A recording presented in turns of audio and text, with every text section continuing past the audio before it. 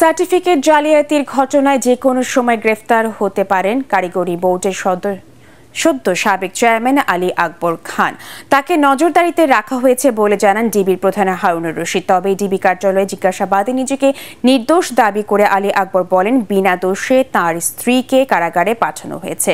রিপোর্টে জানাচ্ছেন মাহবুব কবির চপল। Vision AC নিয়ে এলো মানিব্যাগ গ্যারান্টি অফার।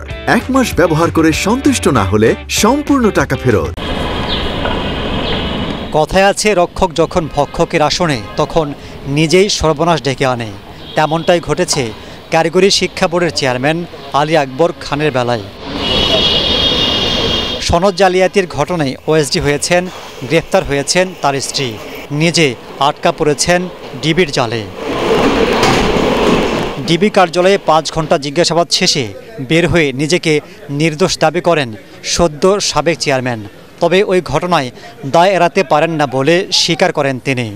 যেহেতু একটি ঘটনা ঘটেছে এবং এর জন্য সুষ্ঠু তদন্ত হওয়া উচিত এবং এর যে পরিচিত ঘটনা উদ্ধার করে তাদের শাস্তির ব্যবস্থা করা উচিত, সেই ক্ষেত্রে আমরা খুবই লজ্জিত এবং দুঃখিত।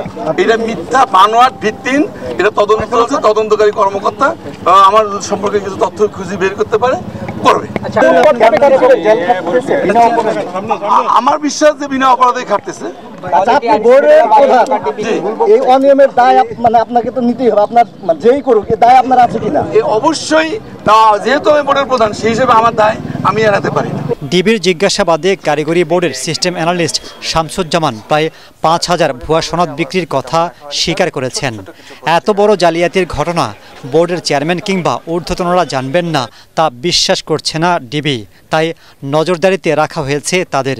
প্রমাণ পেলেই গ্রেফতার করা হবে। কারিগরি শিক্ষা বোর্ডের চেয়ারম্যান এবং আমরা পরীক্ষা নিয়ন্ত্রককে আমরা জিজ্ঞাসাবাদের জন্য ডিবি অফিসে নিয়ে এসেছি। তার ওয়াইফ যে টাকাটি গ্রহণ করেছেন সেটা তিনি জানেন কিনা, পারিপার্শ্বিক সাক্ষ্যটা আমাদের নিতে হবে। এই যে একটা অনিয়ম হয়েছে, এটা কি অবহেলা, অবজ্ঞা কিনা, বা উনি কি ইচ্ছাকৃত ভুল করেছে না অনিচ্ছাকৃত। দ্বিতীয় কথা হলো আমাদের আরও কিছু বিষয় জানতে হবে। ওই যে সার্টিফিকেটগুলো ইস্যু হয়েছে, কত সংখ্যক সার্টিফিকেট ইস্যু হয়েছে, এটা তদন্তটা করে এবং এটার সাথে কী পরিমাণ টাকা লেনদেন হয়েছে, এই টাকার লেনদেনের বা কারা কারা পেয়েছে, সব কিছু তদন্ত করে তারপরে আইনগত সে আমাদের থাকবে, আমাদের নজরদারিতে থাকবে। এদিকে ওই ঘটনায় গ্রেফতার কারিগরি বোর্ডের চেয়ারম্যানের স্ত্রী শেহলা পারভিনকে কারাগারে পাঠিয়েছে আদালত। মাহবুব কবির চপল, ATN বাংলা, ঢাকা।